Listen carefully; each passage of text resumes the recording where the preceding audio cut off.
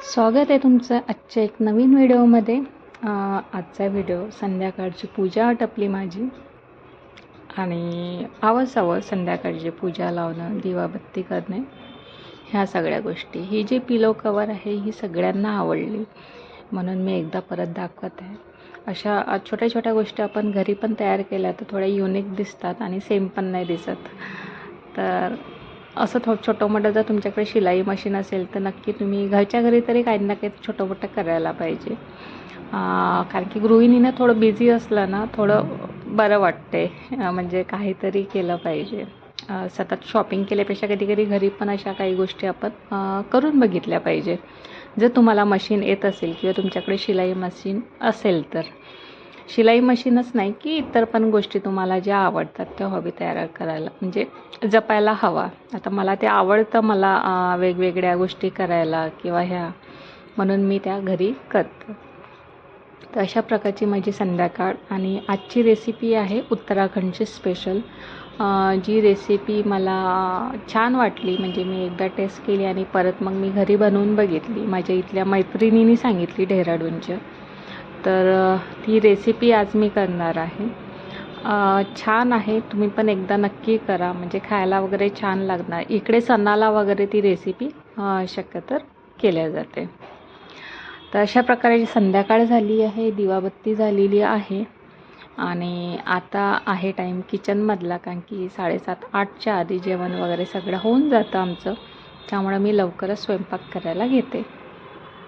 आणि परत संध्याकाळी माझं जे रुटीन असते, खाली मंदिर आहे छोटंसं, तिकडे जाऊन येते मी। तर काल तिकडे पूजा वगैरे झाली, होमहवन झालं सकाळी, त्यामुळे छान आणखीनच पंडितजी वगैरे भेटले तर छानच वाटलं आणि मंदिर पण छान आहे। तर चला करूया रेसिपीला सुरुवात। तर काही मी चटण्या वगैरे बनवून ठेवते घरी, ती चटणी होती, त्याची रेसिपी पण नक्की मी शेअर करणार।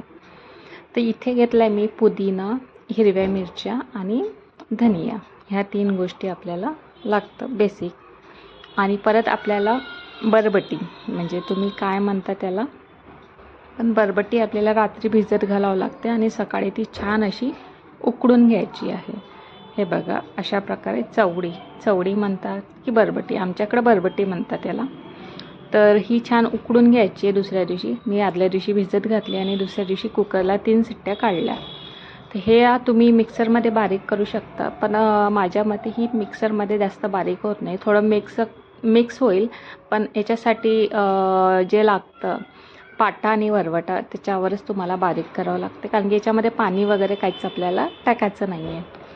तर मिक्सरमध्ये मी ट्राय केलेलं, पण मिक्सरमध्ये ते नाही झालं पाहिजे तसं बारीक, म्हणून मग मी माझ्याकडं आहेच तर मग मी त्याच्यावर याला वाटलं। तर अशा पद्धतीनं आपल्याला हे छान बारीक वाटून घ्यायचं आहे। मिरची, धनिया आणि पुदिना आणि हिरव्या मिरच्या ह्या ज्या आहे ह्या छान आपल्याला बारीक करून घ्यायचं आहे, वाट्यावर वाटून घ्यायचं आहे। खूप दिवसांनी वाटलं आहे मी, छान वाटलं। चव पण कधी अधूनमधून चटण्या वगैरे होतात त्याच्यावर, पण एवढं पण यूज होत नाही, पण आहे माझ्याकडं म्हणून मी त्याच्यावर वाटून घेतलं आहे पाट्यावर। ते छान बारीक करून घ्यायचं आहे याला।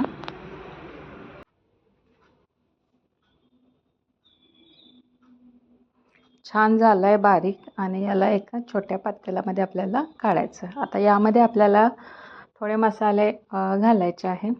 तर मसाले कुठले जाईल याच्यामध्ये, एकदम छान घट्ट पाहिजे बरं सारण, असं पाणी बिलकुलच यूज नाही करायचं। आता मी याच्यामध्ये टाकलं तिखट आणि धने जिऱ्याची पूड 1 चम्मच, परत हळद, आणि तुमच्याकडं असेल तर चाट मसाला असेल तुम्ही केलेला ऑलरेडी घरचा तर तो टाका, आणि हे सॉल्ट चवीनुसार, मीठ चवीनुसार। तर अशा प्रकारे आपण सगळ्या गोष्टी टाकल्या यामध्ये आणि त्या छान सगळ्या गोष्टी घातल्यावर त्या छान आपल्याला मिक्स करून घ्यायचं आहे। आणि सारण तुम्हाला दिसत असेल तशा साईजचं आपल्याला सारण पाहिजे, म्हणजे एकदम घट्ट असं पूर्णासारखं घट्ट, म्हणजे आपल्याला याची चपाती लाटायची आहे। तर अशा पद्धतीनं छान मिक्स करून घ्यायचं आणि आटा थोडं अर्धा तास आधी आपल्याला कणिक छान लावून घ्यायची आहे आणि छान सॉफ्ट झाली आपली गावाचीच कणिक आहे ही, मी भिजवून ठेवली अर्धा तास आधी.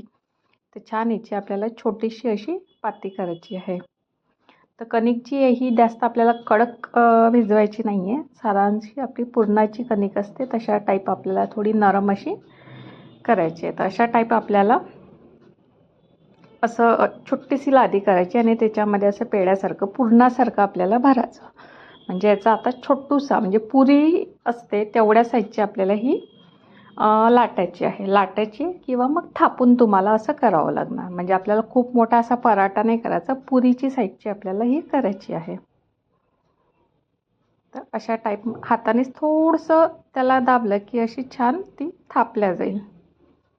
बेलनं पण तुम्ही इथे यूज करू शकता. अशा टाईप आपल्याला ही छान करायची आहे. आणि ही रेसिपी खूप छान आहे. अगदी मुलांना तर खूप जास्त आवडते आणि छान पण लागते. तर अशा टाईप आपल्याला ती थापून घ्यायची आहे. नीट व्यवस्थित सारण बाहेर नाही निघालं पाहिजे त्यामधलं. आणि याला आता आपल्याला छान गरम आचेवर म्हणजे कडकडीत तेल होऊ द्यायचं आणि त्याला तळून घ्यायचं आहे.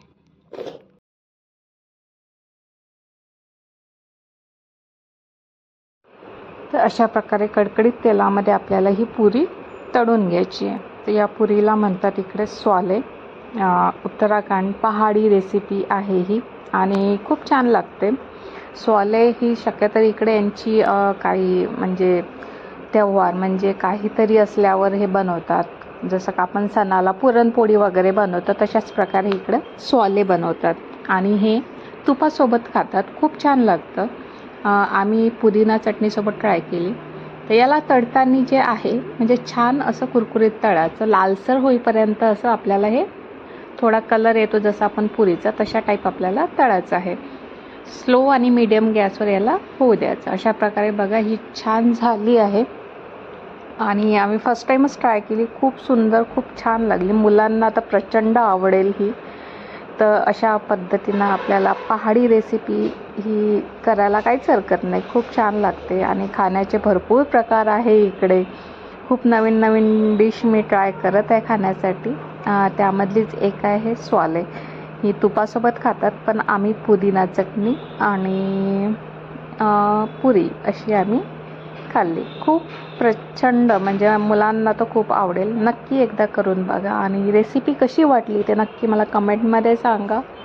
व्हिडिओ आवडला असेल तर नक्की लाईक, शेअर, सबस्क्राईब करायला विसरू नका. भेटूया अशाच नवीन एका रेसिपीमध्ये. नक्की ट्राय करा. पहाडी पाहुणचार खूप छान आहे रेसिपी.